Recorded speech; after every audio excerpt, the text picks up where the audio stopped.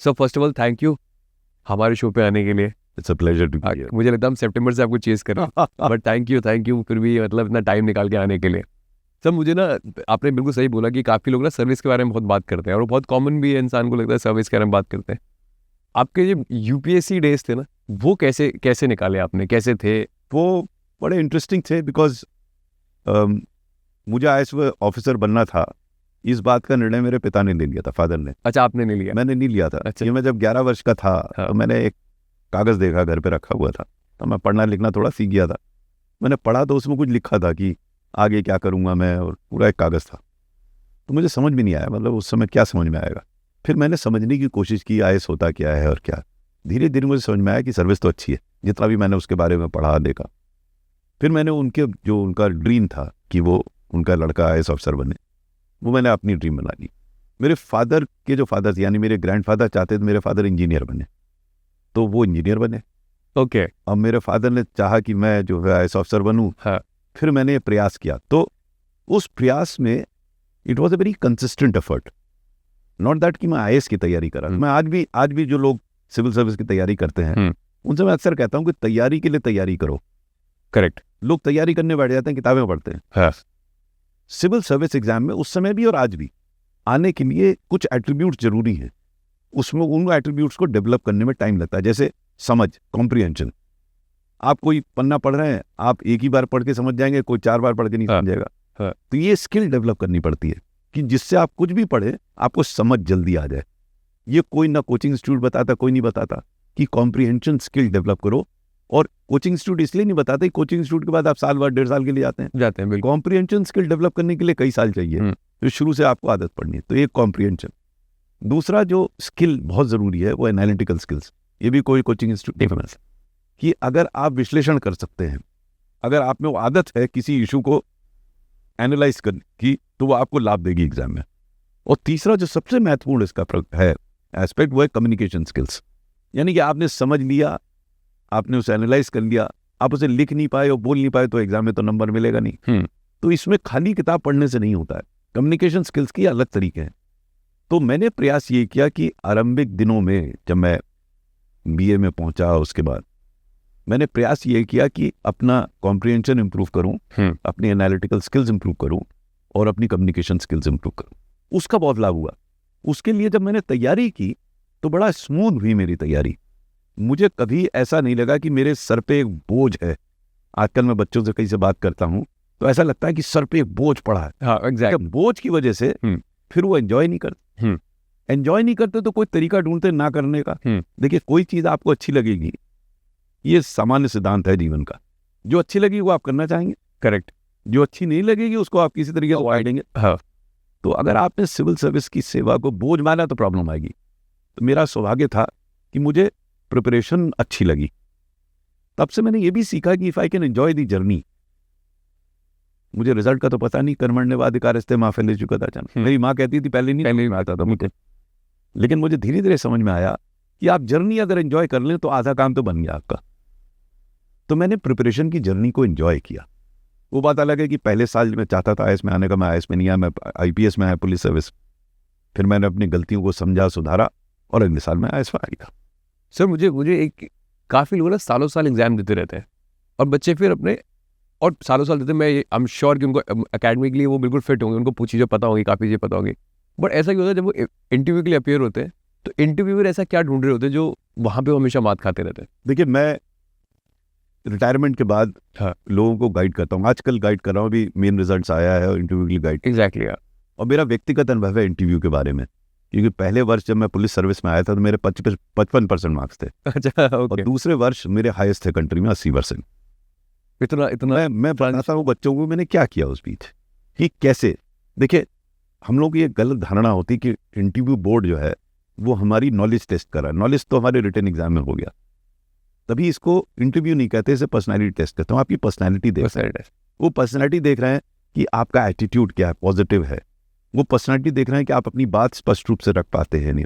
वो पर्सनैलिटी देते हैं कि आप दूसरे को ठीक से सुनते नहीं सुनते। वो कई एस्पेक्ट्स देख रहे हैं आपके जो कि रिटन एग्जाम में नहीं देखे। ये बात सब लोग अच्छी तरह समझते नहीं है। कई लोग मुझसे कहते हैं, सर मैं वो रिवाइज करूं जो मैंने पढ़ा था।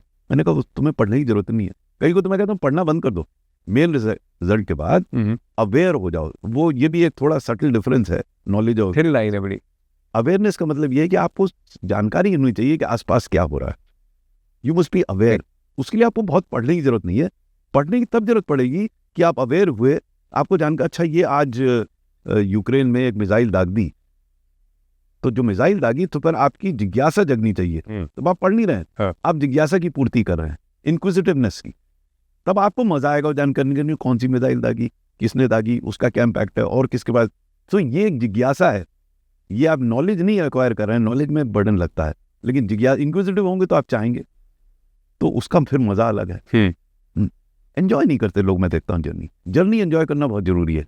वही मैं बच्चों को समझाता हूँ। अच्छा, मैंने देखा कभी IAS इंटरव्यूज में क्या होता है, लोग काफी ट्रिकी क्वेश्चन पूछते हैं। आपसे क्या सवाल पूछा गया था? ऐसा कोई ट्रिकी क्वेश्चन था जो आपको लगता है? बहुत ट्रिकी नहीं, पहले साल बहुत ट्रिकी क्वेश्चन नहीं पूछते, ये गलत फहमी है। अच्छा, ये बोर्ड वाले आपको बिल्कुल एट ईज रखेंगे ओके, और आराम से क्वेश्चन, कोई ट्रिकी क्वेश्चन नहीं पूछते। बट आपको जानने की कोशिश तो करते हैं ना? वो जानने की कोशिश करते हैं, तो वो आपको सिचुएशन देंगे कि आप इसमें क्या। जैसे आपको क्या सिचुएशन मिली थी? जैसे हमसे कई प्रश्न उन्होंने पूछे पहले साल, एक प्रश्न का उत्तर मैं नहीं दे पाया। वो कई लोगों के में कमी होती है, मुझ में कमी थी, बोर्ड में नहीं कर। उन्होंने उससे पूछा कि जो ट्रेन चलती है पटरियों पर, वो नीचे क्यों नहीं उतरती, वहां क्यों बनी रहती। अब मैं सोचता रहा। मेरे कुछ बताया कि वो उसके दोनों पहिए होते हैं, ये होते हैं। मैं उत्तर ठीक से नहीं दे पाया। उसके बाद जो प्रश्न पूछे, अब देखिए ये प्रॉब्लम थी मेरे साथ, मैं अभी पिछले ही फेलियर में चिपका हुआ था, तो जो मुझे आता था वो भी मैं ठीक से नहीं जवाब दे पा रहा था। तो मैं आजकल बच्चों को बताता हूँ, जो मैंने दूसरे साल किया, ये अगर प्रश्न नहीं आता तो आप मान लीजिए नहीं आता है और उसको छोड़ के फिर आगे चलिए। हम अपने फेलियर को छोड़ नहीं पाते, हम फेलियर में डूबे रहते। उसकी वजह से मेरा आगे जो कॉन्डक्ट है या स्पीच हो वो इम्पैक्ट होती है। आप फेलियर को छोड़ के आगे सोचिए फ्रेश। उसका कारण ये है, वो मैंने सेकेंड ईयर में एनालाइज कर लिया था, आज सबको बताता हूँ कि बहुत से ऐसे प्रश्न होंगे जिसका उत्तर आपको नहीं आता है। ऑब्वियसली होगा। You should be candidate enough to say I don't no sir. मेरे दूसरे वर्ष में, जिसमें मुझे हाईएस्ट मार्क्स, मैंने लगभग 15 से 20% क्वेश्चन में कहा कि आई डोंट नो सर, लेकिन आई डोंट नो सर कहकर मैं निकल आया और फिर आगे जो प्रश्न था उनको ठीक से उत्तर दिया। दूसरा, एक थोड़ा टाइम लगता है उसमें, एक सेंस ऑफ ह्यूमर होना चाहिए। सेंस ऑफ ह्यूमर होना चाहिए। हाँ, उतने मतलब मुश्किल नहीं मुश्किल नहीं, वो तो सेंस ऑफ ह्यूमर नेचुरली आता है आपको। अच्छा, ओके आप ऐसा नहीं कि उस समय बना लेंगे ना। ओके, सेंस ऑफ ह्यूमर ऐसा नहीं कि आज आपने पर्सनैलिटी का पार्ट होगा। पर्सनैलिटी टेस्ट हो रही है आपकी, कि आप डिफिकल्ट सिचुएशन में हैं, तो आप घबरा गए हैं या मान के चल रहे हैं और फिर उसको ठीक करने। This is all A question of attitude and this is what board is looking after. होता क्या है, लोग ये समझते हैं तो पढ़ ले, ज्ञान प्राप्त कर लें। मैं बार बार कहता हूं कि नॉलेज तो उन्होंने टेस्ट कर ली आपकी। अब आपके पास जो सिचुएशन आ रही है, सिचुएशन ये भी आ रही है कि कोई प्रश्न किया आपसे और आपको उत्तर नहीं आता, ये भी एक सिचुएशन है। आप उसको कैसे हैंडल कर रहे हैं, जो आता है उसको कैसे जवाब दे रहे हैं, ये चीजें देखते हैं। ये जरूरी नहीं है कि आप कितने कैंडिडेट हैं कि आप कहते हैं कि मुझे नहीं आता। आप या तो गेस वर्क करें। मैं अक्सर कहता हूँ नो से, देखो एक तो होता है फैक्चुअल क्वेश्चन, फैक्ट पूछेंगे, दूसरा ओपिनियन पूछेंगे। फैक्ट में गेस मत करो, वो काफी easy हो सकता है। गेस करते, बिल्कुल वो आपकी पर्सनैलिटी ट्रेट है। अगर वो आपसे कहते हैं गेस करने को तो करिए, मतलब अपने आप गेस मत कीजिए। दूसरा, जब ओपिनियन आप देते हैं, ओपिनियन भी किसी फैक्ट्स पर आधारित है। तो अगर वो फैक्ट आपको नहीं पता है तो आप कैंडिडेटली एडमिट कर लीजिए, सर मुझे बैकग्राउंड नहीं पता। मैं उदाहरण दूंगा, मैं सेकंड ईयर में हुआ था, मेरा इंटरव्यू चल रहा था, मेरा लास्ट इंटरव्यू था दिन में, तो सब अग गए थे। चेयरमैन जमाई ले रही थी और एक बंदा किताब पढ़ रहा था। अब वो बोर हो जाते हैं दिन भर देखते देखते। तो जब उसका टर्न आया पूछने का, तो उसने कहा कि उसने एक सेंटेंस पढ़ा अपनी किताब से, मुझसे पूछा, mister Swaroop what do you make out of it. Now again they are testing your personality, okay. So I candidly admitted, sir, I don't know the background of this sentence, so it will not be appropriate of me to comment on it. Okay, मैंने अपना save कर लिया। Serious भी था, मुझे पता ही नहीं था बैकग्राउंड। तो उसने कहा, no you tell me what you make out of it. Okay, guessing, आप बताओ इसका। तो मैंने जो ठीक समझा बता दिया। तो कहता है, no but this book has a different view. हमने कहा, sir pardon me, that's what I said, I don't know the background. फिर मैंने जो बात कही वो नॉर्मली अर्जन नहीं कही। मैंने कहा, sir but I must invest you once I go out of the interview and buy this book, read it, and if you are around, I'll come over and have a chat with you. सब हंसने लगे। I am not suggesting this everyone should do. What I am saying here is, you should be candid enough to say, आप जब नौकरी करते हैं civil service, बहुत सारी चीजें आएंगी जो आपको पता ही नहीं है। तो मान लीजिए ना, कौन सर्वज्ञ है, कौन ऐसा आदमी है जो सब जानता है, नहीं जानता, मान लीजिए that's a very positive trait. ये जब बच्चों को समझाता हूँ तब उनको मुश्किल से समझ में आता है। वो कहता है मुझे तो सब आना चाहिए, क्योंकि कई कोचिंग इंस्टीट्यूट समझाते हैं ये भी पढ़ लो वो भी पढ़ लो। मैं कहता हूँ कुछ ना पढ़ो, मेन रिजल्ट आएगा कुछ नहीं। आराम करो, मूवी जाओ, गप करो, खूब बोलो, क्योंकि 1.5 साल में तुमने लिखा है पढ़ा है। अब जितना बोल सको बोलो। Now it's a question of verbal articulation. आपने बोला था पहले आपने आईपीएस को हाँ। ऑप्ट किया, क्या एक्सपीरियंस था सर? ऑन ग्राउंड एक्सपीरियंस क्या था? आईपीएस में मैं ट्रेनिंग में था। आई वाज अच्छा, एट ट्रेनिंग। मतलब ट्रेनिंग में क्या होता है वैसे? बड़ा इंटरेस्टिंग। बड़ा अच्छी ट्रेनिंग होती हाँ। है। कुछ सुबह मुझे बताइए कि उस बहुत अलग ट्रेनिंग है वो अलग ट्रेनिंग है। हाँ। देखिए, हम जब सर्विस में 1979 एग्जाम में जब हम अपीयर होते हैं आईपीएस के लिए, तो कोठारी कमीशन की रिपोर्ट आई थी, तो नए तरीके से एग्जाम होता था। अच्छा, और उसमें एज को रिलैक्स कर दिया गया था। ओके। तो हमारे साथ, मेरी तो उम्र ज़्यादा नहीं थी, मेरी शायद 22 साल की उम्र थी। मेरे साथ कई ऐसे थे जो 30-30 साल के थे, अच्छा। जो उनके बच्चे भी थे, बड़े थे, वजनदार। नहीं ऐसा, बिल्कुल। तो हम लोग भी वहाँ ट्रेनिंग तो बड़ी टफ होती थी। हाँ। तो शुरू में हम लोग फुटबॉल फील्ड का 4 चक्कर लगवा दिए, उसमें 2 तो गिर ही गए उस समय। अच्छा। तो शुरू की ट्रेनिंग थोड़ी टफ थी। मैं तो बेसिकली एक स्पोर्ट्समैन था। हाँ। तो मुझे प्रॉब्लम नहीं हुई ट्रेनिंग में, बट टफ होती थी। सुबह आप 5 बजे उठते थे, परेड के लिए जाते थे, फिर दिन भर क्लासेस होती थी, टफ ट्रेनिंग होती थी दिन भर। सर ऐसा क्यों है कि आईएएस आईपीएस या सिविल सर्विस के एग्जाम को अलग इतना महत्व किया जाता है? इतना अलग एग्जाम क्यों है? एग्जाम तो बहुत सारे होते हैं, आईआईटी भी होता है, बहुत सारे एग्जाम होते हैं, देखिए, बट इतना अलग ये क्यों है? सर्विस इसलिए महत्वपूर्ण है कि आप लोगों को कितना इम्पैक्ट करते हैं। शेप करते हैं, मतलब आप सोसाइटी इम्पैक्ट को। करते हैं। शेप मालूम नहीं कर पाते, नहीं कर पाते, इम्पैक्ट करते हैं। Impact Impact. हो सकता है शेप करे ना करे, ओके, शेप तो लार्जर वर्ड है। राइट। आप इम्पैक्ट करते हैं, जैसे आप डिस्ट्रिक्ट मैजिस्ट्रेट बनते हैं या कमिश्नर ऑफ पुलिस बनते हैं, तो आपका हर एक्ट जो है वो कितने लोगों को प्रभावित करता है। करेक्ट। इसलिए महत्वपूर्ण है। भाई आप अपना प्राइवेट को बिजनेस चला रहे हैं, आप 100-200 लोग 400 लोगों को इम्पैक्ट करें। करेक्ट। अब मैं एक स्कीम चलाता था, राष्ट्रीय स्वास्थ्य बीमा योजना। मुझे स्वाभाविक हुआ कि उसको बनाने का, इम्प्लीमेंट करने का। उस स्कीम में 35 करोड़ लोग इम्पैक्ट हो रहे थे। 35 करोड़ लोग? 35 करोड़ लोग। ज्यादातर स्टेट कंट्रीज की तो पॉपुलेशन ही नहीं होगी। बिल्कुल नहीं होगी, बिल्कुल। सो आप देखिए, जो एक डिसीजन हम लेते थे वहां पर कि हेल्थ इंश्योरेंस को दे रहे हैं, उसको लाभ मिल रहा है, इतने भारी संख्या में, तभी महत्व है। क्योंकि जो भी आप करते हैं, अब ये तो एक मैंने एक्सट्रीम एग्जांपल दिया 35 करोड़ का, लेकिन जिले में भी आप हजारों लाखों लोगों को, बाढ़ आ गई, अब वहां जो आप कार्यक्रम निर्धारित कर रहे हैं, सैकड़ों हजारों लोगों को आप इम्पैक्ट कर रहे हैं कि रिलीफ कैसे पहुंचे। Hence it is important because of the share impact. मुझसे कई लोगों ने पूछा, मैंने अपनी पुस्तक में लिखा भी है, मैंने लिखा है, जो पहली पुस्तक है not just a civil servant, उसमें लिखा, मैंने स्टार्ट ये किया है कि I became an IAS officer because my father wanted me to become an IAS officer.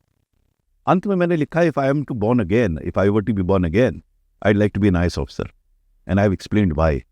The sense of satisfaction that you derive out of impacting so many people is absolutely amazing. You can't imagine the sense of satisfaction. I've used the term Bharat Ratnas. मतलब एक event मैंने describe किया, उसमें कई ऐसे events जहां जब आप हेल्पलेस आदमी की हेल्प करते हैं और जो दुआ मिलती है आप, वो कहीं नहीं मिलती। आप कितना ही पैसा कमा। Any story? मैं आपको बताऊं, मैं जब ये RSBY चला रहा था तो शुरू में तो कठिनाई हुई, बाद में स्कीम को रिकग्नाइज किया वर्ल्ड ओवर, दुनिया में रिकग्निशन मिला इसे।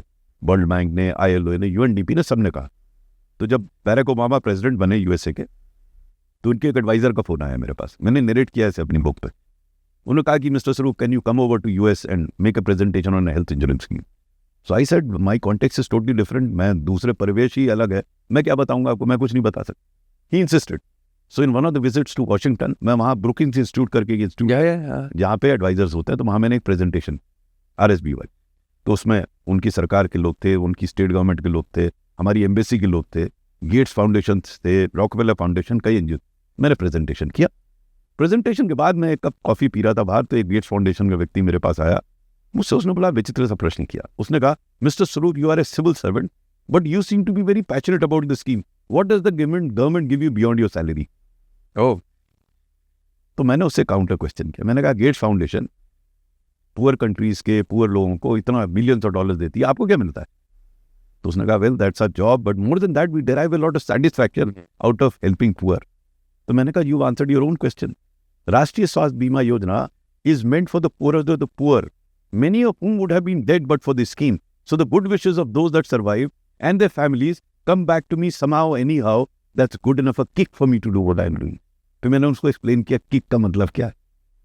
मैंने कहा इस स्कीम में, उससे तो अंग्रेजी में चर्चा थी मेरी, इस स्कीम में मैं छोटे छोटे हॉस्पिटल जाता था तो पैनल होते थे, मेरी आदत थी, मैं फील्ड में जाके देखता था काम को। तो मैं एक दिन हॉस्पिटल में गया, वहाँ पे एक बेनिफिशियरी पेशेंट से मैं बात कर रहा था, तभी एक बहुत हल्की सी आवाज़ मुझे पीछे सुनाई दी। मैंने पलट के देखा तो एक बहुत वृद्ध महिला, मस्ट हैव बीन अराउंड 85, मतलब I don't exactly remember the age, but she was so frail and old, क्यों बैठ नहीं पा रही थी। वो मुझे बुला रही थी, बेटा इधर आओ, और उसके हाथ में स्मार्ट कार्ड था, this was a smart card based scheme, बेटा इधर आओ। तो मैं गया उसके पास, वो चूंकि वो नहीं बैठ पाती थी, मैंने झुक के उससे पूछा, माता जी आप ठीक तो है? वो कहती है बेटा मैं बहुत तकलीफ में हूँ, लेकिन इन अस्पताल वालों ने मेरा बड़ा ख्याल रखा है। मैंने कहा फिर तो आप ठीक हो जाएंगे, अपने घर जाएंगी। बोले बेटा अब तो मेरी उम्र इतनी हो गई, अब तो मैं ऊपर वाले के पास जाऊंगी। मैंने कहा नहीं आप ठीक हो जाएंगी। नहीं बेटा, मेरा तो कोई है नहीं, ना बाप ना बेटा, मेरा कोई नहीं है भाई, कोई नहीं मेरे परिवार में, मैं अकेली हूँ। मैं तो भीख मांगती थी, मैं बीमार पड़ गई, मेरा पड़ोसी था, उसने तुम्हारा कार्ड देखा, वो तुम्हें यहाँ ले आया, और मेरी सब सेवा कर रहे हैं, मुझसे पैसे भी नहीं मांगते, मेरे पास है भी नहीं देने को।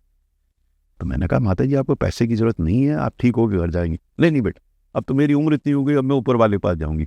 उसके बाद she made such A remarkable statement, she tells me ऊपर वाले जाके एक बात जरूर कहूंगी, तुम्हारी स्कीम बहुत अच्छी है। अब आप देखिए ये भारत रत्न कहाँ मिलता है कहीं और, यही मजा है service. What is the good part of the service and the bad part of the service? See, When you be on the ground. No, on the ground, there are many distractions of the service. Yeah, that's my question. So the beauty about the service is you have a choice. You have choice to be honest, you have choice to be dishonest. Both survive.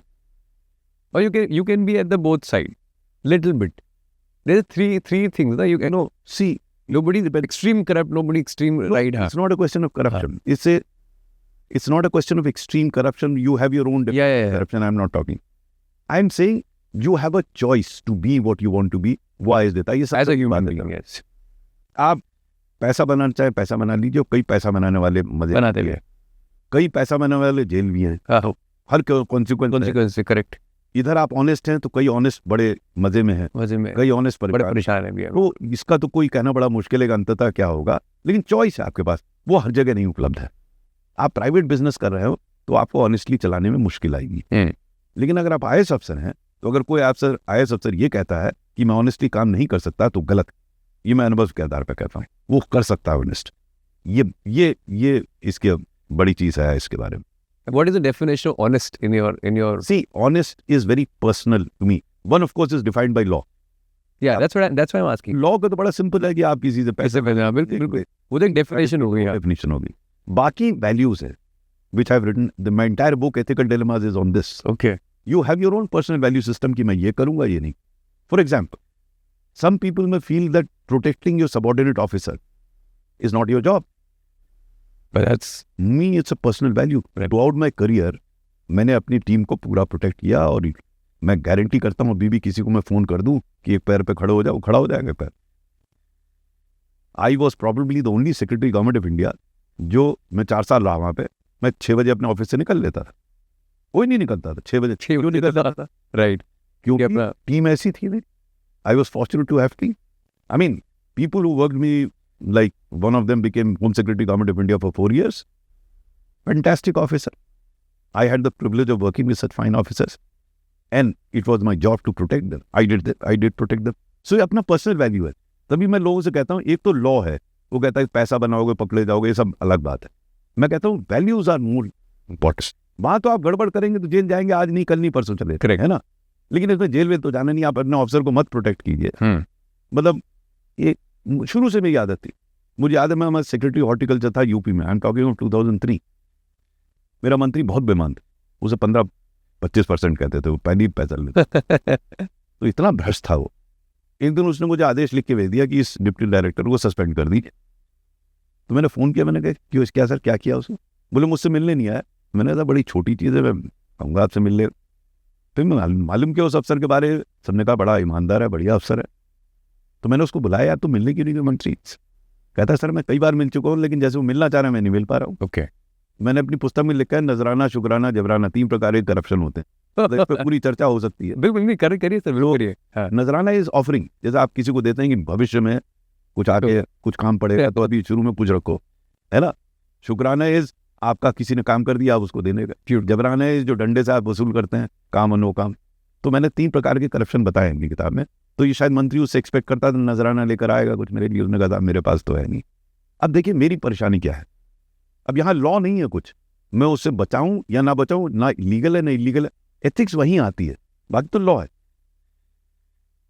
क्या आपका value system क्या कहता है? मेरा value system ये कहता है कि अगर कोई ईमानदार है तो उसको तो मैं बचाऊंगा। उसको मैंने कोशिश की बचाने की, चीफ सेक्रेटरी से बात की, फाइल चीफ सेक्रेटरी को भेजी, फिर मंत्री ने मुझसे पूछा एक आध बार, मैंने कहा फाइल तो चीफ सेक्रेटरी के पास है। तो जो भी कहा मंत्री जी ने, चीफ मिनिस्टर से कुछ जाके कहा, मेरा ट्रांसफर हो गया। तो चीफ सेक्रेटरी अपसेट हो गए, बोले तुम उस अधिकारी को बचाने के चक्कर में तुम्हारा ट्रांसफर हो गया। साहब क्यों परेशान होते हैं? For a civil servant transfer is like death. वो तो होना ही है सर, होना ही है। जब होना उसके लिए क्या परेशान हो? मैंने कहा सर वैसे भी मैं हिंदू फिलॉसफी में विश्वास करता हूँ, आप मुझे कहीं पोस्ट करेंगे ना, मैं वहां जाके फिर यही कुकर्म करूंगा। तो हंसने लगे हो। हाँ। सो the point here is I am nobody to define what is honesty. Of course some things are defined in the law, correct. but beyond law जो करना है या नहीं करना है वो तो व्यक्ति को अपने आप खुद डिसाइड करना है। अपना डिसाइड करके फिर करो और फिर भुगतो उसको। मतलब ये ना कहो कि यार हमें पकड़ लिया उसको नहीं पकड़ा, आप गड़बड़ करोगे तो पकड़े जाओगे भाई। I have very smart question. जी। सो क्या होता है, I have met couple of officers and fortunate enough, तो बात करते करते ना few people give this explanation that they said कि क्योंकि सिस्टम इतना करप्ट है तो आप उससे बच नहीं सकते।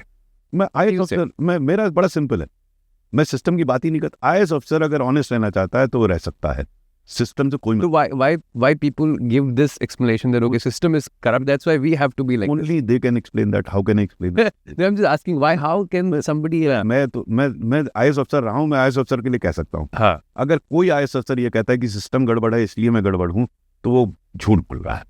और मैं व्यक्तिगत अनुभव पे कह रहा हूँ, ना केवल अपना। I know so many honest IAS who are well known and have done well. देखिए ऑनेस्ट ऑफिसर भी 2 प्रकार के होते हैं, एक जो कोई काम नहीं करता, सिर्फ ऑनेस्टी लिए बैठा घूमता है, दूसरा ऑनेस्टी काम कर रहा। मैं जिन्हें कितने मेरे प्रेरणा उनसे मिली भाई, मैं कोई अजायब घर से तो आया नहीं था भाई, मैं भी प्रेरणा का स्रोत ढूंढ रहा था।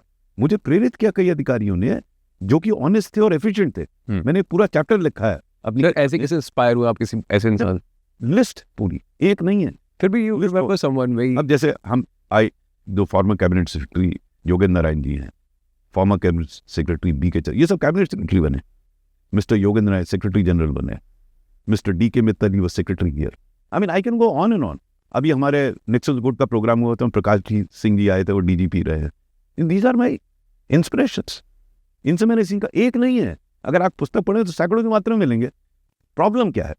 प्रॉब्लम हम लोगों को मसाला पसंद है, हम सिर्फ निकल बात कर। करेक्ट, हम उसकी पकड़ते हैं भ्रष्ट है ये गड़ा। करेक्ट, अच्छे आदमी की बात ही नहीं करते। बातें नहीं करते। जिस दिन आप अच्छे आदमी की बात करने लगेंगे मिलेंगे आप। मजा किसमें आता है? हमें गड़बड़, नेगेटिविटी में।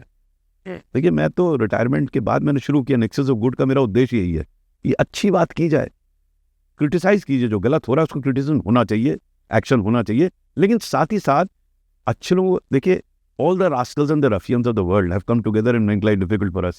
Why shouldn't good people come together? और अगर हम एक बार ये डेमोन्स्ट्रेट करने लगे कि अच्छा हो रहा है तो लोगों को विश्वास जगेगा कि अच्छा हो सकता है। हम मुक्त कर्ण से बुराई करते हैं, मुक्त कर्ण से तारीफ क्यों नहीं करते? तो ये जो नेक्सस गुड फाउंडेशन मैंने सेटअप की, उसका उद्देश्य यही है कि हम अच्छी चीजों को देखें, उसको समझें, उसकी तारीफ करें और उसका फिर अनुकरण करके उसका रेप्लिकेशन स्किलिंग करें। क्यों नहीं कर सकते हम? ये आरंभ करना चाहिए। लेकिन हमारा क्यों, जैसे मैंने कहा ना कि हमें धारणा ये है और हमें पसंद क्या आता है, मसाला आता है तो मसाले की जिससे कहिए वो नेगेटिव बात करेगा। अखबार पढ़िए, टीवी देखिए, नेशन और ओनली नेगेटिव थिंग्स। करेक्ट, गिर गया है, गिरने वाला है, पटक गया, पटकने वाला है। और वो दे इसलिए रहे क्योंकि आपको हमें पसंद है। मेरे विचार से इसका नैरेटिव थोड़ा चेंज होना चाहिए और मैं प्रयासरत हूँ उसके लिए। अच्छा, आपने बोला मेरी कोई भी बुक ना सब इंस्पिरेशन है, कोई भी किससे मुलाकात हुई है तो मेरा वो अनुभव है, वो किस तरीके का अनुभव है? देखिए हर प्रकार का अनुभव है।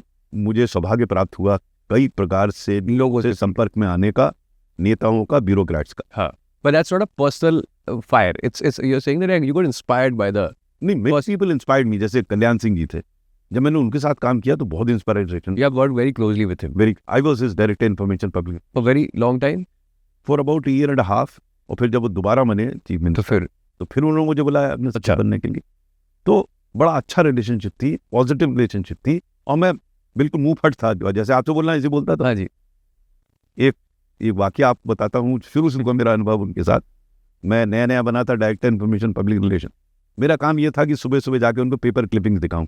ये मैं 1991 की बता रहा हूँ, उस समय सब टीवी भी ज़्यादा कुछ नहीं था। ना सोशल मीडिया में। तो मैं सुबह पहुंचा घर पे उनके, तो उस समय वो थोड़े नाराज लग रहे थे और चीफ सेक्रेटरी और डीजीपी खड़े थे बराबर। तो जैसा होता है मैं चीफ सेक्रेटरी के बगल में जाके खड़ा हो गया, जूनियर ऑफिसर। तो चर्चा इस बात पे हो रही थी कि इटावा में बाई इलेक्शन होना था, उसमें उनकी 7 पब्लिक मीटिंग्स लगा दी थी और वो नाराज हो रहे थे कि मेरी तबीयत ठीक नहीं है, 7 किसने लगा दी, आखिरी 2 मीटिंग कैंसिल कर दो। तो जब उन्होंने ये कहा तो चीफ सेक्रेटरी और डीजीपी दोनों ने उनकी आह में आह मिलाई। उन्होंने कहा सर आपकी तबीयत ठीक नहीं है, आप 7 नहीं कर पाएंगे, 5 ही करेंगे, ठीक रहेगा। मुझसे चुप नहीं रहा गया। मैं नया नया आया था लेकिन मैं बोल दिया। मैंने कहा साहब मैं कुछ दिन पहले डिस्ट्रिक्ट मैजिस्ट्रेट था। जब चीफ मिनिस्टर आते हैं किसी ज़िले में तो सर बड़ी तैयारियां होती हैं और बड़े लोगों को आशाएं होती हैं, तो आप सर चाहें 2 मिनट के लिए जाएं, कैंसिल मत कीजिए लास्ट मोमेंट पे। तो मेरी तरफ उन्होंने घूर के देखा, क्या मैं जा सकता हूँ? जैसे ही उन्होंने कहा चीफ सेक्रेटरी मुझे पोनी मारने लगे चुप रहने के लिए। मैं चुप नहीं हुआ। मैंने कहा साहब ये मेरा मत है, बाकी आप निर्णय आप ले लीजिए, और जोरों में पोनी मारे। उसके बाद 10 सेकंड कोई नहीं बोला। 10 सेकंड बाद कल्याण सिंह जी फिर मेरी तरफ घूमे और बोले हाँ अनिल जी आप सही कह रहे हैं, मुझे जाना चाहिए। जैसे ही उन्होंने कहा चीफ सेक्रेटरी ने एकदम कोनी पीछे खींची, हाँ सर बिल्कुल सही कह रहा है।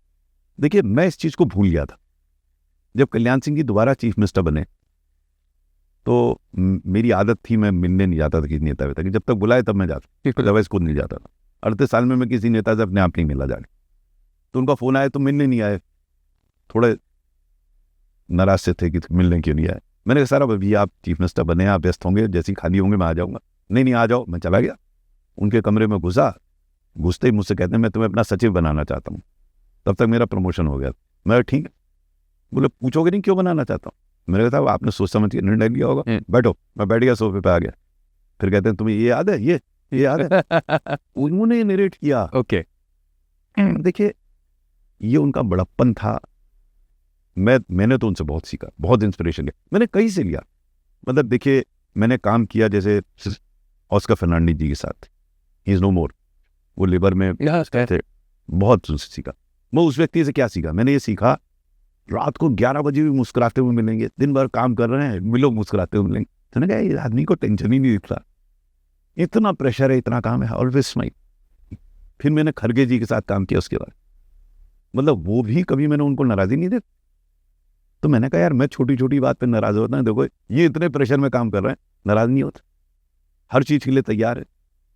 तो हर व्यक्ति सीखा। उसके बाद मैंने प्रकाश जावड़ेकर साहब के साथ काम किया। अलग अलग पार्टी के लोग हैं, वही मैंने लिखा है इनकाउंटर पॉलिटिशियन। राजनीति अपनी जगह पर है, व्यक्ति अलग। कितना फर्क है इन दोनों चीज़ों में? बहुत फर्क। उसका व्यक्तित्व इन्फ्लुएंस करता है राजनीति को, और उसकी राजनीति इन्फ्लुएंस करता है। लेकिन आप किसी भी व्यक्ति से सीख सकते हैं। ये मैंने जीवन में काफ़ी आरंभिक तौर पे सीख लिया था। हर व्यक्ति में कुछ ना कुछ अच्छाई होती है। अब आपका नजरिया क्या है? आप सोचिए लक्ष्मण जी को क्यों भेजा था रामचंद्र जी ने रावण के पास? भेजा था ना सीखने के। बिल्कुल बिल्कुल। उसमें भी कुछ गुण थे। बिल्कुल, हर व्यक्ति में कुछ गुण होता है। अब ये तो बहुत गुण थे। नहीं देखिए, अब मुझ पे ये निर्भर करता है कि मैं उस व्यक्ति के किस भाग को देखूं। मैं तो उसकी पॉजिटिव से जो भी सीख लूंगा। बचपन से मेरी आदत थी, मुझे लाभ हुआ उसका। मेरा एक मित्र था, उसकी राइटिंग बहुत अच्छी थी, तो मैं सोचता था इसकी राइटिंग मैं कैसे सीखूं। एक मेरा मित्र था, वो डिबेटिंग बहुत अच्छा करता था, मैं I wanted to become a debater. एक मेरा और व्यक्ति था, वो गिटार बहुत अच्छा बताता था, तो मैं गिटार सीखने के चक्कर में था। तो मुझे जो व्यक्ति की अच्छी क्वालिटी मिलती थी मैं कोशिश करता था उसको अपना लूँ, और धीरे धीरे फिर वो मुझे लाभ हुआ उसका। जैसे लोग आपने बोला आपका इनकाउंटर मायावती जी से भी हुआ है, तो वो एक्सपीरियंस कैसा था आपका? देखिए वो थोड़ा सा दुखद था, क्योंकि उससे पहले मैं कल्याण सिंह जी के साथ था। शायद अगर उनके साथ ना रहा होता तो उतना परेशानी नहीं होती। अच्छा, क्योंकि व्यक्तित्व में बहुत टोटल अंतर था। मतलब कल्याण सिंह जी बहुत गंभीर थे, विस्तार से जाते थे, समझ के निर्णय लेते थे। मायावती जी तो एकदम यूं निर्णय लेते, तो उसमें कठिनाई होती थी। पॉलिटिक्स आपका लुकआउट कैसा है? मतलब इतना चेंज ऑफ पॉलिटिक्स आपने देखा टाइम के साथ, इतने सारे लोगों के साथ रहे भी हो, इतने सारे डायनेमिक्स देखे आपने, तो मतलब आपका सेंस कैसे डेवलप हुआ? मतलब कैसे पॉलिटिक्स आप देखते हो कि यार ऐसे चलनी चाहिए चीजें? देखिए मैं फिर बात कोशिश कर रहा हूँ, मैं ये नहीं बता सकता कि पॉलिटिक्स कैसे, फिर भी आपका मतलब लुकआउट। मेरा सिर्फ कहना यह था कि मैं क्या करूँ। जब शुरू में मैंने सेवा ज्वाइन की, तो जैसे सब समझते हैं, मैं भी समझता सब पॉलिटिशियंस बेईमान हैं, सभी बदमाश हैं, देश में समस्याएं सब पॉलिटिशियंस की वजह से। और मुझे धीरे धीरे समझ में आया कि मैं कितना गलत था। भाई पॉलिटिशियन भी इस समाज का अंग है, हिस्सा ही है, बिल्कुल। उसकी भी कुछ सीमाएं हैं, उसका एक कॉन्टेक्स्ट है, परिवेश है जिसमें वो काम करता है। और मैं अंततः मैं उसको परिवर्तित तो कर नहीं सकता, हम कुछ भी बात कर लें, मेरे में उतना दम नहीं है कि मैं पॉलिटिक्स को परिवर्तित कर दूं या पॉलिटिशियन। तो मैंने कहा फिर मैं अपने आप को चेंज करता हूं, और फिर मैंने अपने आप को चेंज करना शुरू किया। पहला, मैंने ग्राउंड रियलिटी को समझा। मैंने समझा कि ऐसा नहीं है कि हर बात गलत कहता है, बहुत सारी चीज़ें सही बताता है।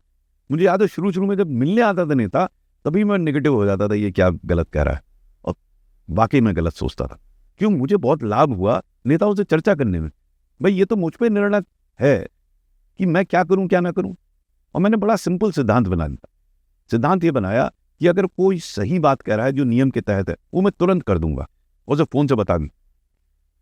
गलत काम होगा तो उसको बिल्कुल नहीं करूंगा, उसे भी बता दूंगा पोलाइटली। तो धीरे धीरे एक ख्याति बनी, आदमी तो एफिशिएंट है, गलत काम नहीं है। कई बार ये होता है कि आप कोई काम नहीं करते तो आप चाहे ऑनेस्ट बने रहिए, आप काम ही नहीं करेंगे तो आपकी ख्याति गड़बड़ हो जाएगी ना। तो आप काम तो करिए। फिर वो ग्रे एरिया है, वो डिफिकल्ट एरिया है जहाँ पे ये लिखा नहीं है ये गलत है सही है। माँ मेरा प्रयास ये रहता था कि मैं कुछ सिद्धांत बनाऊं जिसके तहत वो काम हो सके तो सबका हो जाए, उसे नेता के पास ना जाना पड़े। उसका कई दृष्टांत मैंने अपनी किताब में भी लिखे हैं। ये हो सकता है। हम लोग अक्सर व्यवस्था को या नेताओं को गाली देकर अपना काम चोरी करते हैं। मैं अक्सर अपने साथियों से पूछता हूं, बताओ यार किस नेता ने तुमसे कहा कि ऑफिस लेट आओ? सही बात। अब सामान्य जनता से पूछोगे तो सब अधिकारी है ही नहीं, हम सुबह से बैठे। किसने कहा नेता? फिर किस नेता से कहा कि तुम अपना कमरा गंदा रख? कई अधिकारी नेता गंदा रख। मैंने किस नेता से कहा कि तुम जो तुमसे बोलना मिलने आ रहा है उसे बदतमीजी से बोलो या उसको अनावश्यक रूप से इंतजार कराओ? ये कहा किस नेता ने कहा? आप लिखते जाओ तो मिलेगा 90% केस में नेता कहीं है ही नहीं, 10% केस में है नेता। उसमें भी मेरा अनुभव ये बताता है कि अगर आप सही तरीके से नेता को समझाएं तो काफी केस में आपकी बात मान जाएंगे। आप 8-10% में अगर नहीं मानते तो ठीक है, प्रजातंत्र कुछ तो आप मानेंगे उसकी बात। बिल्कुल सॉर्टेड। गलत काम कर रहे हैं बिल्कुल ना कीजिए आप, नियम के विरुद्ध। मैंने कभी, देखिए लोग मुझसे पूछते हैं आप तो कोल सेक्रेटरी रहे, एजुकेशन सेक्रेटरी रहे, आप पे दबाव नहीं आया? मैंने कहा मैंने कभी दबाव महसूस ही नहीं किया। पहले 15 वर्ष में तो था, उसके बाद नहीं। उसके बाद मैं क्लियर था ये काम करूंगा या नहीं करूंगा। अब मजे की बात यह है कोई आपसे गलत काम कहता ही नहीं था। आप विश्वास कीजिए मेरे अंतिम 20 वर्ष में कोई कहा ही नहीं मुझसे गलत काम करने को, जबकि मैं इतने सेंसिटिव पोस्ट में रहा। क्यों? उनको पता था गलत काम नहीं करेगा। अब ये मुझ पे निर्भर कर रहा है, मुझ पे नहीं निर्भर कर रहा है कि मैं अपने आप को कैसा बनाऊं। हम अक्सर क्या करते हैं, जो आपने शुरू में कहा ना, सिस्टम ऐसा है, व्यवस्था ऐसी। अरे भाई, at least for an IAS officer system अपनी जगह पर है। आप सही काम करना चाहो तो कोई आपको नहीं रोकेगा, आप करो। 90% केस में तो आपको कोई प्रॉब्लम होगी ही नहीं। 10% केस में उसमें आप वर्कआउट करो, क्या कर। आप वो 10% का लेकर पूरे 90% को झोंक देते हो कि साहब मैं तो ईमानदार रह ही नहीं सकता, मैं तो काम कर ही नहीं सकता। अरे बाकी लोग कैसे कर रहे हैं? आप आसपास देखो, व्यवस्था कैसे चल रही है, अच्छा है अफसर की वजह से चल रही है। बिल्कुल। आप उनकी तरफ क्यों नहीं देखते? उनसे सीखो। आप उसको देख रहे हो जो गड़बड़ी कर रहा है, क्योंकि वही जाता है नजर। सर आपने 4 किताबें लिखी है ना, कौन सी किताब ऐसी जो आपको लगता है कि मतलब लोग उसे सही तरीके समझ नहीं पाए? नहीं, मेरे विचार से सब किताबों को समझा और they have been received very well. But people come up to you when they read your book, but आपको लगता है कि आई थिंक ऑल ऑफ दो तरीका होता है ना, एक होता है किताब लिखने वाले का नजरिया, एक होता है किताब पढ़ने वाला नजरिया। मैं समझता हूँ किसी ने मेरी किताब को अभी तक मिसइंटरप्रेट नहीं किया। मिसइंटरप्रेट नहीं किया? अच्छा। अभी तक जितना फीडबैक आया है, दे हैव कमेंट्स ऑन, जैसे एनकाउंटर्स विद पॉलिटिशियंस, उन्होंने कहा कि साहब थोड़ा और लिखते हर के बारे में, आपने थोड़ा लिखा है, वो ठीक है, दैट्स अ कमेंट। बट किसी ने ये नहीं, गलत तरीके से नहीं, जो मैंने समझाने की कोशिश की वही लोग समझे। वो उसका मुझे थोड़ा एडवांटेज ये था कि मैं अक्सर लोगों से कहता हूँ if you develop the right communication skills then you can, तो चांसेस आर कि आप अपनी बात कह पाएंगे। मेरी पुस्तकें भी बोलचाल की, जैसे मैं आपसे बोल रहा हूँ ना, they are not piece of literature.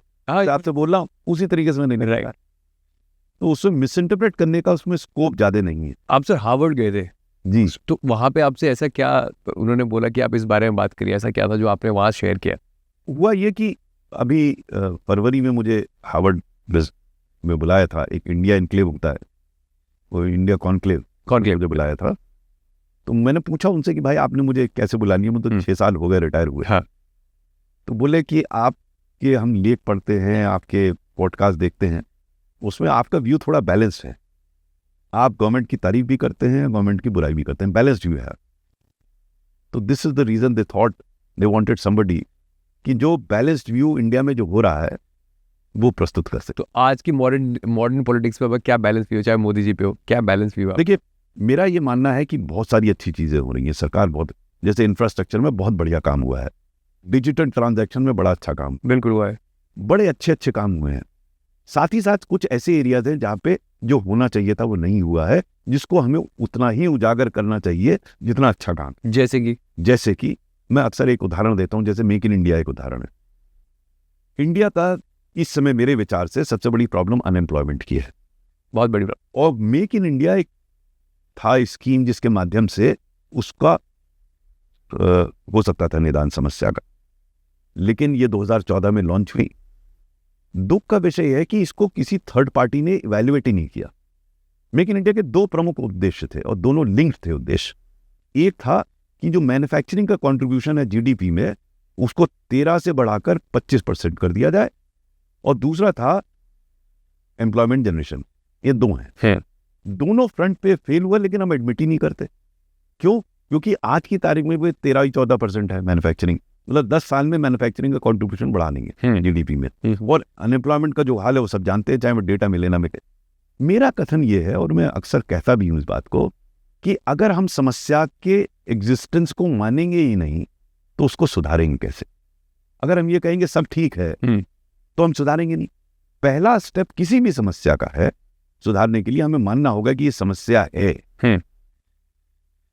First step है। उसके बाद अगर है तो क्यों है, फिर तीसरा स्टेप ये है कि जो हमने अब तक किया वो क्यों नहीं हो, और चौथा स्टेप ये है कि हम क्या करेंगे वो ठीक हो जाए। जब तक इन स्टेप्स पे हम नहीं जाएंगे तब तक समस्या का समाधान नहीं होगा। ये मेरी समस्या है। मैं कहता हूं जो सरकार इतना अच्छा काम इंफ्रास्ट्रक्चर डिजिटल ट्रांजैक्शन में कर सकती है, अन्य जगह भी बहुत अच्छा काम हुआ है, वो इन अनएम्प्लॉयमेंट के इशू को उतनी गंभीरता से क्यों नहीं देख रही है। अब देखिए PLI स्कीम आई है, मेक इन इंडिया के बाद PLI, उसके भी कई अच्छे पार्ट है, लेकिन उसमें कई नेगेटिव्स हैं। करेक्ट, मतलब यहाँ इंडिया का वैल्यूएशन क्या हो रहा है, आप इंपोर्ट करके उसमें एक्सपोर्ट कर दे रहे हैं। ये सब चीजों पे गंभीरता से विचार होना चाहिए।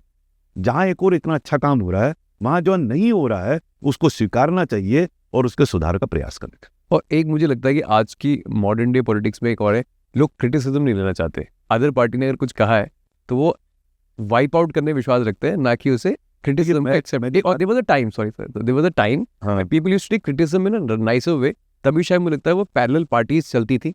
बट आज मुझे लगता है कि वाइप आउट वाला सिस्टम आ गया है। नहीं, कई लोग ये कहते हैं कि आप क्रिटिसाइज कर रहे हैं तो एंटी नेशनल कहाँ से हो, मतलब ये कौन सा तरीका है भाई? भाई आप एंटी नेशनल कैसे हो गए? आप किसी चीज को ऑब्जर्व कर रहे हैं, करेक्ट, उसको तथ्यात्मक दृष्टिकोण से देखिए कि वो ठीक है या नहीं है, उसको इवैल्यूएट कीजिए, अपना निष्कर्ष निकालिए। करेक्ट, आप उसको एंटी नेशनल कैसे कह देंगे? मतलब कुछ आप बोल दीजिए, आप पे चढ़ बैठेंगे। बिल्कुल, मतलब पूरी पार्टीज हैं, ट्रोल पार्टीज हैं जो आप पे चढ़ बैठेंगे। करेक्ट, ये आपने ये गलती कर दी, आपने गलती।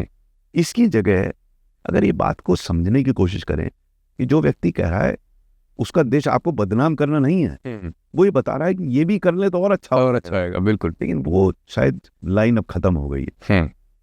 और एक सर एक और लहर आई है, जिसे बोलते हैं आजकल ना बहुत लोग स्पिरिचुअल बड़े हो गए, एकदम से बड़ा जोर आया लोगों के अंदर, लोग बड़े धार्मिक हो गए। ये जो वेव है, इसको कैसे देखते हो आप? भाई मैं अपने तरीके से जीवन यापन करता हूँ, मुझे पता नहीं उनकी स्पिरिचुअलिटी क्या है, मुझे बहुत आइडिया नहीं है। वो उनको डिसाइड करना है कि वो अपना संपर्क ऑलमाइटी से कैसे बनाते हैं। ये व्यक्तिगत है। क्या ये ऑलमाइटी संपर्क है, पॉलिटिकल संपर्क है? अब फिर मैं कह रहा हूँ कि मुझे इसका, देखिए, जिसका मैंने अनुभव ना किया हो उस पर मेरा टिप्पणी करना इसलिए उचित नहीं है कि जो कर रहा है वो जानता है क्यों कर रहा है। मैंने कभी सोचा नहीं, कोई मुझसे कहते हैं कि साहब आप तो अच्छे वक्ता भी हैं, आपने अच्छा किया, आप पॉलिटिक्स क्यों नहीं ज्वाइन कर लेते? मैंने कहा यार देखो, मैं क्लासरूम में इलेक्शन नहीं जीत सकता, तो मैं पॉलिटिक्स में क्या करूंगा, मैं तो फेल हो जाऊंगा वहां पर। तो हर आदमी को अपना समझना चाहिए। मुझे नहीं समझ में आता उनकी स्पिरिचुअलिटी क्या है, मैंने ना समझने की कोशिश की। मैं अपने में मस्त हूँ, मैं बहुत सेल्फिश हो गया हूँ, पहले भी सेल्फिश था, अब भी हूँ।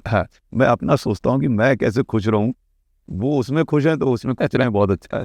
तो सर रिटायरमेंट के बाद अब आप क्या कर रहे हैं, ये सोचते हैं? रिटायरमेंट के बाद मैं अधिक व्यस्त हो गया हूँ, पहले सर्विस से ज़्यादा व्यस्त हो गया हूँ। तो एक तो आपने किताबों की चर्चा की, 4 किताबें मैं लिख चुका हूँ, 5वीं पे आजकल काम चल रहा है। वो इंटरेस्टिंग टॉपिक है, करप्शन एंड गवर्नेंस पर है कि गवर्नेंस करप्शन कैसे दूर किया जा सकता है, उस पर मैं विचार कर रहा हूँ। उसके अलावा मैं आर्टिकल्स लिखता हूँ, लगभग 2 आर्टिकल्स हर हफ्ते में लिखता हूँ। फिर मैंने एक संस्था स्टार्ट की है जिसका नाम है नेक्सस ऑफ गुड, जिसके बारे में मैंने बताया था। उसके 15 सिटी चैप्टर्स हैं, उसका हमारे क्वार्टरली लेटर निकलता है, हमारी पोर्टल है, उसमें सैकड़ों की मात्रा में पॉजिटिव स्टोरीज हैं, तो उसमें काफ़ी समय लगता है।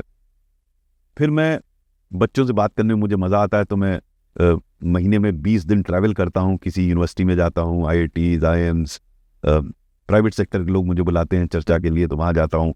तो आजकल एज आई से I don't walk, I only talk, तो टॉकिंग में काफ़ी टाइम निकल जाता है। उसके अलावा मैं जो सिविल सर्विस की तैयारी कर रहे हैं उनको भी गाइड करता हूँ, तो it's a handful. So you have seen every layer of life, मतलब as compared to us you have seen the most of the layers. जैसे कि आपने सर्विस वाला लेयर भी देख लिया, आपने उससे पहले के लेयर। इतना टाइम होने के बाद जब स्टेज पे आता है, इस एज पे आता है, तो when you look back how you see life? Oh, I loved every moment. I loved every moment of my life. All the ups and downs I liked. And I'm enjoying it even more. मैंने कभी सोचा नहीं था कि post retirement भी इतना अच्छा होगा। मैंने IAS के लिए तो लिखा है कि फिर से IAS अफसर होना था। Post retirement life is even better than IAS.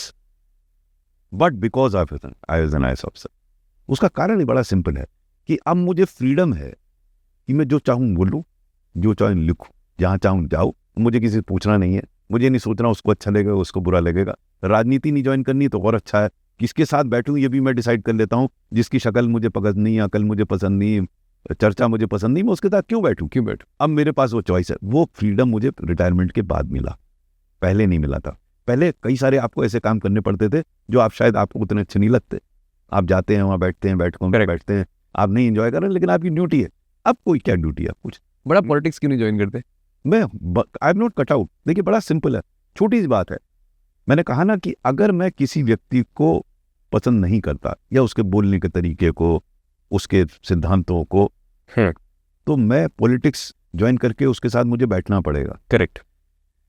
आज मुझे चॉइस है, जिसका मुझे पसंद आ रहा है मैं बैठा हूँ, बाकी निकल लिए। जब आपको वोट लेने की चाहत हो जाती है तो आपको सैक्रिफाइस करनी पड़ती हैं कई चीजें। बट आप यू हैव सैक्रिफाइस नहीं, you have seen this thing in people. Oh yes, I have seen. I mean आपको पसंद नहीं है उसका बोलना, चर्चा, और फिर भी आप बैठे हुए उसके साथ मुस्कुरा रहे हैं, तो कैसे मुस्कुरा देंगे? वो मुखौटा कैसे लगा लेंगे? आप लगा ही नहीं सकते। बट ऐसे टाइम तो आया होगा लाइफ में जहाँ पे बड़े आपने लोगों को बहुत एंटरटेन किया होगा। एंटरटेन नहीं करता था मैं, लेकिन चर्चा करता था। भाई मेरा as officer I had to meet people who I whether I like them और not, I had to meet people, I met them. ऐसा नहीं है मैं नहीं मिला उनसे, मैं मिला, बट कौन सी दोस्ती नहीं हुई, प्रोफेशनल बातचीत हुई। अब यह है कि दोस्तों के साथ बैठ। आपका मोदी जी पे क्या राय है? किस पे? मोदी जी पे। Modi ji is one of the finest leaders this country. मैंने उनको बहुत नजदीक से देखा। मैं इसीलिए आपसे पूछ रहा हूँ कि मुझे लगता है वो आज की बात नहीं कर रहा मैं, तो आपने जब आपको पहले भी कभी मुलाकात हुई होगी। मैं आपको बता रहा हूँ, he is one of the finest leaders this country. बड़े डिसाइसिव हैं और लोग जानते नहीं है, बड़े ध्यान से सुनते हैं। हर मतलब बाहर तो उनको बोलते हुए देखते हैं आप, बहुत ध्यान से सुनते हैं और डिसीजंस लेते हैं। मतलब मैं तो इतना प्रभावित था पहले 2 साल में जब मैं कोयला सचिव था, और इतना सपोर्ट करते हैं पहले 2 साल। उसके बाद मैंने थोड़ा परिवर्तन देखा, वो मैं अभी समझ नहीं पाया क्यों हुआ। मैंने कई और जगह भी कहा है क्यों, तो मुझे नहीं जानता, लेकिन परिवर्तन निश्चित हुआ। मैं देखता था कि शुरू में हम उनके सामने कुछ भी बोलते, वो खुद प्रेरित करते थे, बताओ बोलो, और काफी हद तक क्रिटिसिज्म भी एक्सेप्ट करते थे। उसके बाद से मैंने देखा कि लोगों ने बोलना कम कर दी। अब क्यों हुआ, कैसे हुआ, बड़ा मुश्किल है। मुझे आश्चर्य होता है क्योंकि इस प्रकार का लीडर मैं समझता हूं मुश्किल से मिलेगा इस देश को। तो उसका लाभ इस देश को होना चाहिए, और उसका तरीका यही है कि उनको एक्सेप्ट करना चाहिए कि जो वो कह रहे हैं या जो उनके साथी कह रहे हैं उससे भिन्न मत भी हो सकता है। उसको सुनना चाहिए, क्रिटिसिज्म में उसको एक्सेप्ट करना चाहिए, उसको अन्यथा नहीं लेना चाहिए, बल्कि एनकरेज करना चाहिए। वो क्यों नहीं हो पा रहा मुझे पता नहीं। अगर हो रहा होता तो वो स्वयं ही इस बात को देखते कि मेक इन इंडिया में क्या कमी है। मैं मेक इन इंडिया बार बार इसलिए कर रहा हूँ एक उदाहरण के रूप में। बहुत सारी चीजें जो नहीं हुई हैं, जो होनी चाहिए, उसको एक्सेप्ट करना चाहिए। भाई कौन सी सिचुएशन परफेक्ट होती है? कोई देश, कोई व्यक्ति परफेक्ट नहीं होता है। तो हम अपनी कमी सुधारें। हम पहले अगर एक्सेप्ट नहीं करेंगे कमी, हम अपनी फेलियर्स को एक्सेप्ट नहीं करेंगे, सुधारेंगे कैसे? तो ये थोड़ा सा मुझे आश्चर्य होता है। एक टाइम मुझे ऐसा लगा था कि एक होते क्रिएटर्स जो इंटरनेट पे काम करते हैं, मुझे लगा था पॉलिटिक्स भी अब क्रिएटर ही है। देखिए अब सोशल मीडिया इतना हाँ इम्पैक्टफुल हो गया है हाँ हाँ। कि लोग इस्तेमाल करते हैं, हर व्यक्ति करता है। तो अब मैं ये सवाल आपसे इसलिए पूछ रहा हूँ कि मुझे ना कुछ समय पहले जब मैं बहुत क्योंकि मैं सोशल मीडिया का पार्ट हूँ, तो मुझे ऐसा लगता था कि क्या पॉलिटिक्स भी सोशल मीडिया का पार्ट है आज की डेट में? देखिए सोशल मीडिया एक इंस्ट्रूमेंट है, अगर उसका उपयोग कोई भी व्यक्ति, संस्था, पॉलिटिक्स समझेगी तो उपयोग करेगी।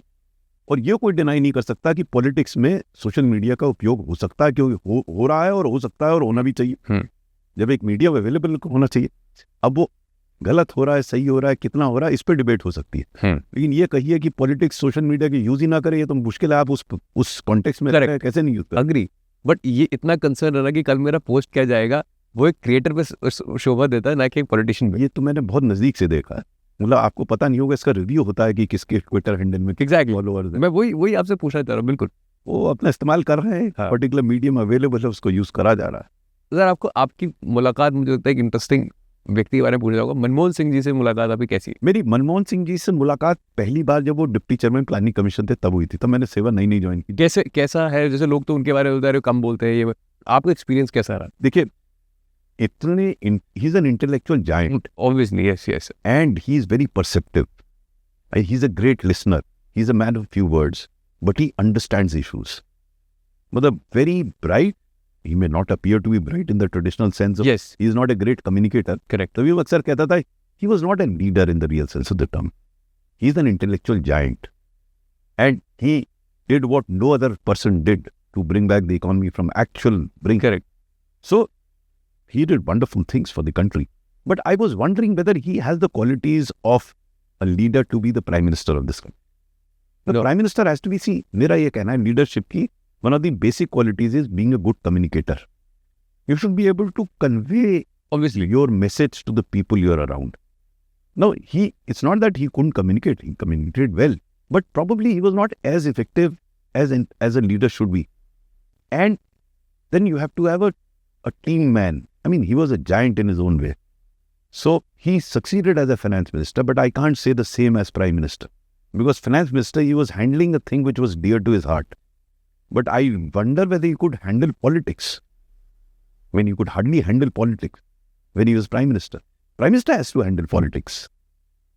Like you said ना in earlier, हम वापस लौट के यूपीएससी पे आते हैं चीज़ पे, आप लोग सब कुछ हैंड इन हैंड होना चाहिए।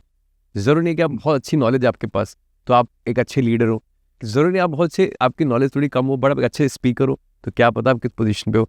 तो मैं कंपैरिजन की बात हल्की सी कर रहा हूँ कि आप बिल्कुल सही कह रहे हैं। देखिए even a civil servant, at least an IAS officer, has to have leadership traits.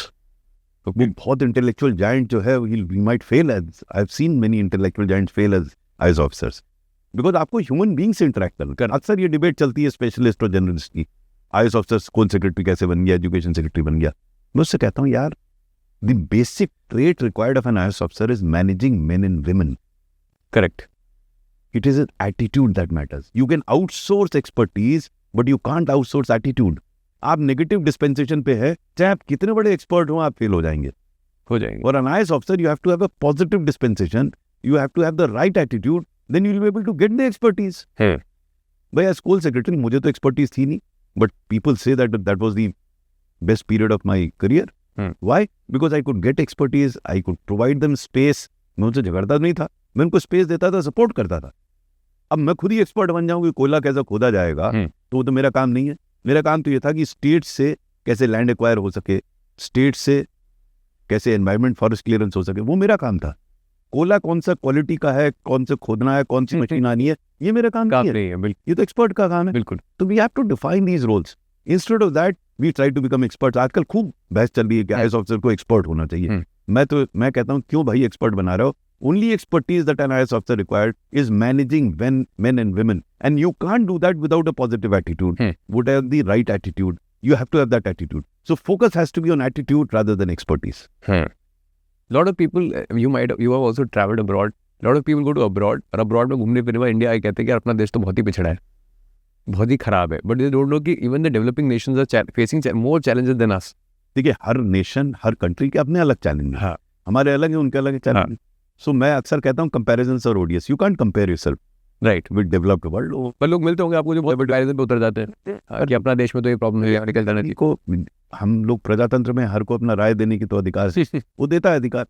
मेरा ये मानना है कि आपको अपनी चाहे वो इंडिविजुअल हो, चाहे इंस्टीट्यूशन हो, चाहे कंट्री हो, we have to evaluate ourselves and consistently evaluate ourselves with a view to improving, और दूसरे से हमें सीखना है। तो मान लीजिए अगर दूसरी कंट्री में कुछ हुआ है, instead of comparing with them, let us try to understand कि उनमें कैसे हुआ, क्या हम यहाँ कर सकते हैं। Correct. ये इंडिविजुअल के लिए अप्लाई करता है। Instead of competing with other person, I should assess myself and see अगर वो मुझसे बेहतर है तो मैं उसकी टांग नहीं खींचूंगा, मैं उससे समझूंगा कि वो कैसे हुआ, बेहतर है। जिससे मैं भी इंप्रूव कर सकूं। सो मैं अक्सर कहता हूँ इस चीज को, you have to compete with yourself, whether as an individual और एज एन इंस्टीट्यूशन और as a country, you have to compete with yourself कि हम कहाँ थे, हम कहाँ आ गए, और दूसरे से सीखने का प्रयास करना चाहिए। कॉम्पीट नहीं है, you have to learn from others. Unfortunately हमारा एजुकेशन सिस्टम, मैं भी उसके लिए दोषी हूँ, ऐसा है जहाँ हम सिर्फ कॉम्पिटिशन करते हैं। Correct. Competition is not the way forward, it is learning. How you see money in life? Money has a very important role, very very. You have to have basic comforts. आपको महात्मा की तरह या अलग रहने की जरूरत नहीं है, बट कितना चाहिए ये आपको डिसाइड करना है। आज आप मुझे लेकर आए अपनी मर्सिडीज कार से, you are the first person I am seeing who is driving Mercedes in Delhi. अभी तक मैंने जितनी मर्सिडीज देखी, शोफर ड्रिवन है, यानी कि अच्छी गाड़ी का मजा तो शोफर ले रहा है, और आपकी गाड़ी की भी पीछे सीट उतनी कंफर्टेबल नहीं होगी जो आगे वाली है। करेक्ट। लेकिन फिर भी आदमी मर्सिडीज कार क्यों खरीदता है? पड़ोसी के लिए। वो दूसरों को इंप्रेस कर रहा है कि मेरे पास मर्सिडीज कार है। करेक्ट। अदरवाइज क्यों खरीदेगा? क्यों 1 करोड़ रुपए खर्च करेगा इस गाड़ी को खरीदने के लिए? तो प्रॉब्लम यहाँ है मनी की। अगर आप अपनी आवश्यकताओं के लिए मनी बना रहे हैं, फेयर इनफ। अगर दूसरे को इंप्रेस करने के लिए बना रहे हैं, तब प्रॉब्लम है। देखिए, इसको अन्यथा ना लीजिएगा, मुझे आज तक नहीं समझ में आया कि महिलाएं 6 इंच की हील क्यों पहनती हैं। अनकंफर्टेबल होगा certain, right? They are trying to impress somebody, right? तो मेरा ये कहना है, आपको जो अच्छा लगे वो आप निश्चित कीजिए, बिल्कुल, और उसके लिए पैसा कमाइए। सब समस्या आती है कि पड़ोसी क्या कर रहा है, मैं क्यों नहीं कर पा रहा हूँ, सब समस्या आती है। तो अपनी नीड्स के लिए आप पैसा कमाते हैं, बिल्कुल कमाना चाहिए, जरूरी है पैसा। लेकिन आप दूसरों को इंप्रेस करने के लिए अगर पैसा कमा रहे हैं तो उसका कोई अंत नहीं है। And how you see happiness in money? Money is a very important component of happiness, but not the only component of happiness. Happiness is much beyond money, but without money to be happy will be very difficult. A lot of people talk about only happiness. नहीं, देखिए ऐसा only without money. No, I mean how? I mean I'm not. lot of people. मेरा ये कहना है कि पैसा तो जरूरी है ही भाई। आप कंफर्टेबल नहीं होंगे तो अनहैप्पी रहेंगे। आप कुछ भी कर लीजिए, अनहैप्पी रहेंगे। बट वो कंफर्ट आप डिफाइन कीजिए अपना। Let not somebody define your comfort. आप अपना कंफर्ट डिफाइन कीजिए ना। मेरा कंफर्ट यह है कि मैं फ्लैट जूते में कंफर्टेबल महसूस करता हूँ। महंगा जूता खरीद लूंगा, अपने कंफर्ट के लिए खरीद लो। अब मैं और महंगा इसलिए खरीदूंगा क्योंकि दूसरा क्या देख रहा है मेरे जूते को, फ्लैशी वर्ड, वहां खर्चा है। So that's happiness. जिस दिन आपने अपने सुख की बात कही बिना दूसरे को दुखी किए हुए, और दूसरे को बिना इंप्रेस करने के चक्कर में, आप हैप्पी भी होंगे और जो पैसा होगा उससे। So you need, you define your own needs. Your needs are not determined by what others are doing, but your own requirement. तो जो फैशन है, पूरा फैशन डिटरमिन करता है दुनिया क्या कर रही है, आप उसी को पकड़ते हैं। फिर पूरी इंडस्ट्री उस पर चल रही है। करेक्ट। पूरी फैशन इंडस्ट्री करेक्ट। आपकी जरूरत नहीं है, लेकिन चूंकि वो डिमांड में बन रही है, आप वो करते हैं। वहां प्रॉब्लम है। You have come across with so many intelligent people जिन्होंने यूपीएससी की तैयारी की होगी, उनका सिलेक्शन नहीं हुआ, वो काफी डिसहार्टन होकर लाइफ में आगे बढ़ गए। ऐसे लोगों के लिए आप क्या बोलोगे कि Why people only see कि यार मेरा यूपीएससी में नहीं हुआ तो मेरी जिंदगी खत्म हो गई? ये गलत है चिंतन। Because UPSC is not the end of the world. मैं आजकल देखता हूँ कि कितने लोग जो सिविल सर्विस के बाहर इतना अच्छा काम कर रहे हैं, बिल्कुल कर सकते हैं, बिल्कुल। तो आप उनसे प्रेरणा लीजिए ना, और हो सकता है अच्छा ही हुआ। मैं सिविल सर्विस में देखता हूँ कि कितने लोग जो है वो they feel hellish in the service. तो ये तो आपकी व्यक्तिगत चिंतन है ना। खाली आईएएस में आ जाने से आप हैप्पी नहीं होंगे। I have seen so many unhappy IAS officers. Happiness is not IAS. IAS is an instrument through which you can be happy. It allows you to be happy, but you can still be unhappy. यही non-IAS भी, I've seen so many of them happy who have tried, could not succeed, but did some other things and did very well in life. But there are others who didn't do so well in life, not qualify. So हर तरीके के लोग हैं। मैं बार बार इस चीज को कहता हूँ, ये आप पे निर्भर करता है। आप अपना चिंतन, अपना विचार किस हिसाब से बना रहे हैं उस पर निर्भर करता है। Happiness is totally subjective totally. आप क्या समझ रहे हैं? आप देखिए, मैं तो उनसे भी सीखता था ना। मुझे याद है एक बार मैं धूप में जा रहा था तो मैंने ठेले वाले को देखा, सब्जी लिए जा रहा था, 40 डिग्री सेंटीग्रेड टेम्परेचर होगा, और मुस्कुराता हुआ जा रहा था। मैंने कहा यार मुझे ये काम करने में मैं गिर जाऊंगा। उसने ये सोचा ठीक है, रात को उसको पता नहीं खाना मिलेगा नहीं मिलेगा, मुझे सब मिल रहा है, मैं फिर भी परेशान हूँ 6 चीज़ के लिए। Very subjective.